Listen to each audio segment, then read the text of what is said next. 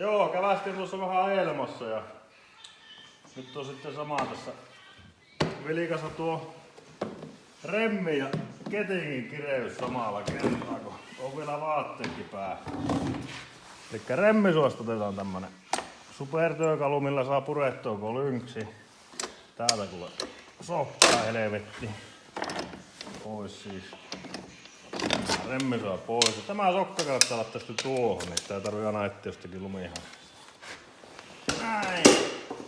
Ja täältä sitten nähdään silmällä, että jaa, remmihan on vähän liian syvää. Sitten laitetaan käsijarrutusta päälle, noin. Sitten täällä on 2 päätä ja häntä. Tällä torksipäällä tuosta löysetään tämä lukitusmutteri reilusti löysälle. Niin että tuolla hölppäsee tuo rikka, joka on mutteri oikeesti.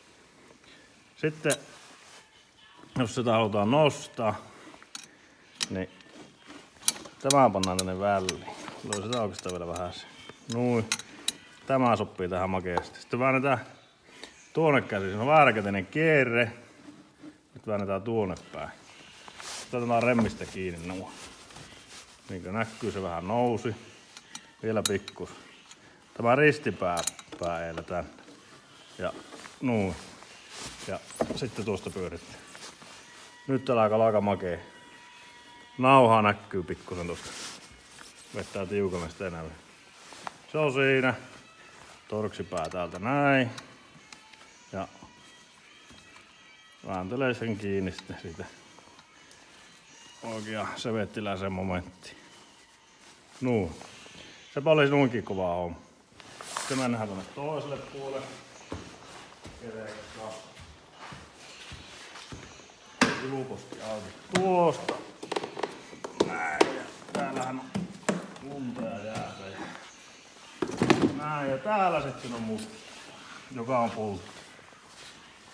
Tämä samainen työkalu torksipää käy tänne. Ja tällä sitten väännetään.